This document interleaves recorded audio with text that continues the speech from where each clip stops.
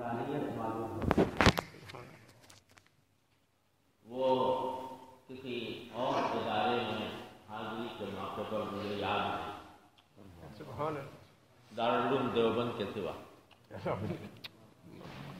کسی اور ادارے میں حاضری کے موقع پر یاد ہے. اور وجہ اس کی یہ ہے کہ یہ ادارہ اگر دیکھا جائے ہندوستان کے پورے نقشے کے اوپر نظر ڈال کر اگر دیکھا جائے تو ایک دور دراز کے صحرائی علاقے میں واقع تھا،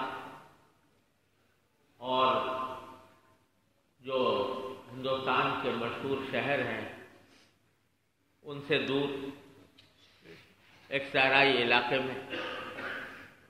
اور جو نقشہ انہوں نے ابھی کھینچا کہ ایک چبوترا تھا، اس کے اوپر مسجد قائم کی گئی اور وہیں پر درس کا سلسلہ شروع کیا گیا. اور یہ سن 1937 عیسوی کی بات، سن 1937 عیسوی کی بات ہے. اس وقت یہ قائم کیا گیا، لیکن قائم کرنے والے حضرت مولانا فضل محمد صاحب قدس اللہ تعالیٰ سرہ، اللہ تعالیٰ ان کے درجات میں پہم ترقی عطا فرمائے، ان کے مدار عقدت کو نور سے بھرے. نہ جانے کس اخلاص کے ساتھ، کس درد دل کے ساتھ، کس للہیت کے ساتھ انہوں نے یہ ادارہ قائم فرمایا تھا کہ بر صغیر کے تمام اجلہ علماء اس کی طرف محبت کی نگاہوں سے دیکھتے تھے، اس میں آنے کو اپنے لیے شرف سمجھتے تھے، اور یہاں پر ان کے فیوض بھی اللہ تبارک و تعالیٰ نے جاری فرمائے. ایک عرصے دراز تک دارالعلوم دیوبند جو ہم سب کی ماں ہے، اس دارالعلوم دیوبند کی ایک شاخ کے طور پر یہ مدرسہ قائم رہا.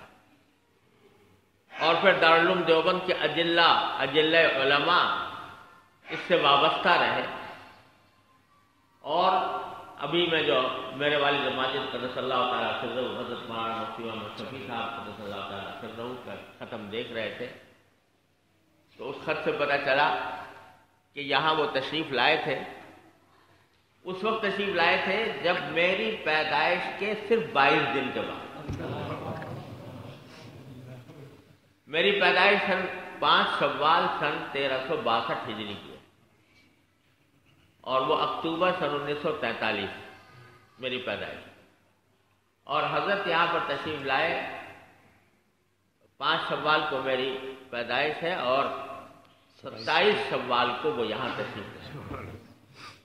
گویا مجھے 22 دن کا چھوڑ کر یہاں پر آئے.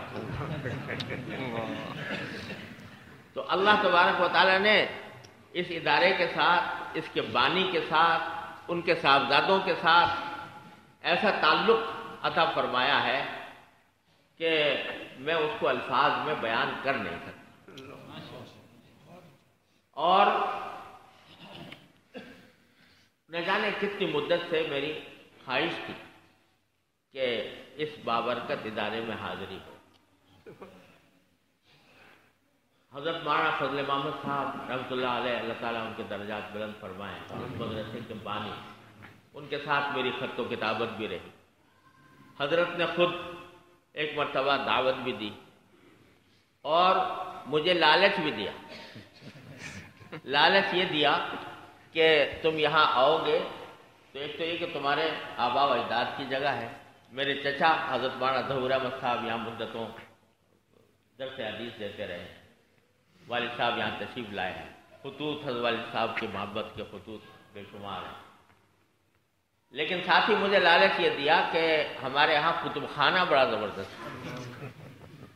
انہیں پتہ تھا کہ مجھے کتابوں سے عشق ہے، اور کتابوں کے اگر کسی جگہ کوئی نایاب کتب خانہ دریا پتہ چلے تو مجھے اس کی طرف رغبت ہوتی ہے. تو یہ بھی دیا کہ تمہیں یہاں آؤ اور آ کر ہمارے کتب خانے کے ایک کتاب کا جائزہ لو. یہ ساری باتیں ہوئی، لیکن یہ کچھ میری محرومی تھی کہ اس سے پہلے حاضری کا موقع نہیں ملا. خود میں ستم ہائے روزگار میں مبتلا رہا اور اپنے اسفار اور اشغال کی وجہ سے حاضری کا موقع. مولانا محمد قاسم صاحب دامت برکاتہم، انہوں نے کئی مرتبہ فرمایا اور ایک مرتبہ تھوڑی سی ناراضگی کا بھی اظہار فرمایا. ان کی ناراضگی میرے سراخوں پر، لیکن میں اپنی کم ہمتی کی وجہ سے اور اپنے مصروفیات کی وجہ سے یہ موقع نہ نکال سکا. لیکن جب میرے بھائی غلام مرتضیٰ صاحب ہارون آباد کے لیے انہوں نے دعوت دی، اور دعوت بھی شاید 2 سال پہلے دی ہوگی، تقریباً 2 سال پہلے، تو میں نے اس وقت ہی سے یہ سوچا تھا کہ اگر حاضری ہوئی تو فقیر والی جو ہے وہ سب سے مقدم ہوگا حاضری کے لیے. تو جب آخر کار جب یہ نظم بنا تو میں نے اسی وقت ان سے کہا تھا کہ آپ کے ہاں تو انشاءاللہ حاضر ہوں گے، لیکن میری ایک تمنا یہ ہے کہ اس سفر میں قاسم العلوم فقیر والی میں بھی حاضری ہو. انہوں نے کہا کہ انہوں نے مجھے بتایا، مجھے تو پتہ بھی نہیں تھا کہ ہارون آباد سے آدھے گھنٹے سے بھی کم کا فاصلہ ہے. تو میں نے کہا کہ انشاءاللہ پھر یہ میرے لیے خوش قسمتی کا موقع ہے، میں انشاءاللہ ضرور حاضر ہوں گا. الحمدللہ اللہ تبارک و تعالی نے آج یہ توفیق عطا فرمائی، اور اس کے در و دیوار اور فضاؤں میں جن بزرگوں کے انفاس قدسیہ کی مہک نظر آ رہی ہے تو وہ مجھ جیسے بے شعور آدمی کو بھی متاثر کیے بغیر نہیں رہتے. اللہ تعالیٰ اس کو ہمیشہ قائم و دائم رکھے، اس کی برکات پھیلائے، اور اللہ تبارک و تعالیٰ اس سے کام لیتا رہے. انشاءاللہ ایسا ہی ہوگا.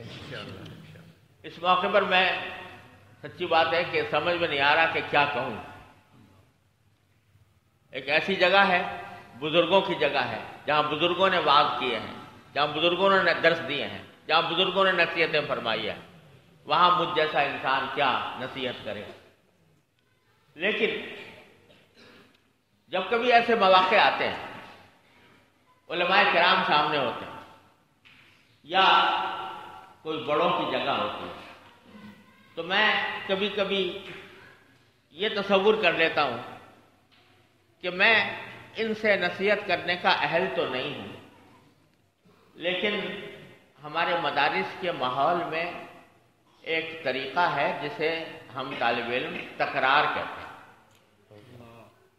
تکرار کہتے ہیں، سب طالب علم جانتے ہیں کہ جب استاد سے سبق پڑھ لیتے ہیں تو ساتھی ایک جگہ جمع ہو کر اپنے میں سے کسی کو منتخب کر کے اس سے کہتے ہیں کہ جو استاد نے سبق پڑھایا وہ ہمیں دہرا دو. تو وہ جب تکرار کراتا ہے کوئی ساتھی، اور اس میں بعض اوقات باریاں بھی مقرر ہوتی ہیں کہ فلاں دن فلاں تکرار کرائے گا، فلاں دن فلاں تکرار کرائے گا. تو جب وہ کوئی ساتھی تکرار کراتا ہے تو تکرار کرانے سے وہ استاد نہیں بن جاتا، وہ طالب علم ہی رہتا ہے، ساتھی ہی رہتا ہے. لہذا جب کبھی علماء کرام کی محفل میں یا ایسے مواقع پر کچھ بات کہنے کی توفیق ہوتی ہے تو میں یہ سمجھتا ہوں کہ میں اپنے بڑوں سے جو کچھ سبق پڑھا اس کا تکرار کرا دوں. تو وہ تھوڑا سا تکرار کرا دیتا ہوں جو اپنے بڑوں سے سیکھا، جو اپنے بڑوں سے سنا. اللہ تعالیٰ مجھے بھی آپ کو بھی اس پر عمل کرنے کی توفیق عطا فرمائے. وہ تکرار یہ ہے کہ الحمدللہ اللہ تبارک و تعالیٰ نے جس مشغلے سے وابستہ فرمایا، علم دین کے پڑھنے یا پڑھانے یا اس کی کسی بھی حیثیت میں خدمت کرنے کا جو موقع اور توفیق عطا فرمائی، یہ اللہ تبارک و تعالیٰ کا بڑا احسان ہے. سب سے پہلے تو بندے کو اس کا شکر ادا کرنا چاہیے کہ اللہ تعالیٰ نے اس مشغلے سے وابستہ فرمایا. چاہے پڑھنا ہو، چاہے پڑھانا ہو، چاہے اس پڑھنے